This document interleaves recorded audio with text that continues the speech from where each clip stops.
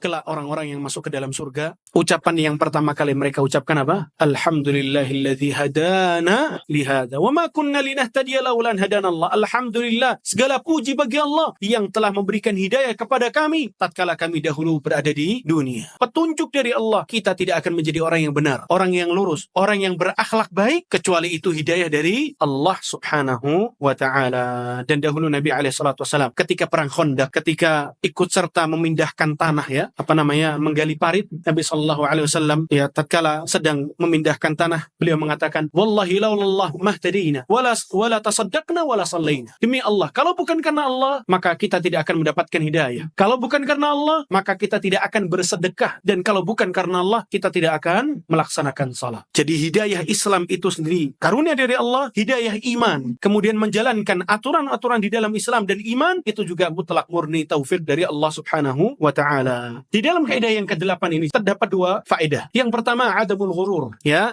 kita tahu bahwasannya ini murni mutlak dari Allah, hidayah dari Allah. Ya, mampunya seseorang untuk salat malam, mampunya seseorang untuk mudah berbagi, mampunya seseorang untuk sering membaca Al-Qur'an. Ketahuilah ikhwatal iman, itu murni taufik dari Allah Subhanahu wa taala. Maka yang pertama adalah jangan tertipu, jangan menyandarkan diri kepada diri kita sendiri. Karena apa yang kita lakukan dari kebaikan ini adalah mutlak dari Allah Subhanahu wa taala. Adapun keburukan yang kita lakukan, maka itu dikarenakan kita taat patuh mengikuti hawa nafsunya kita. Kemudian yang kedua, hendaknya kita terus meminta hidayah kepada Allah dan meminta agar diberi taufik, dan taufik adalah dimudahkannya seseorang untuk menjalankan ibadah itu. Kita tahu, orang-orang tahu salat 5 waktu hukumnya wajib. Pertanyaannya, apakah semuanya itu dikasih taufik oleh Allah, dimudahkan untuk beribadah? Jawabannya tidak. Dan apa yang menjadi pemberian Allah itu harus ada usaha kita untuk mencarinya.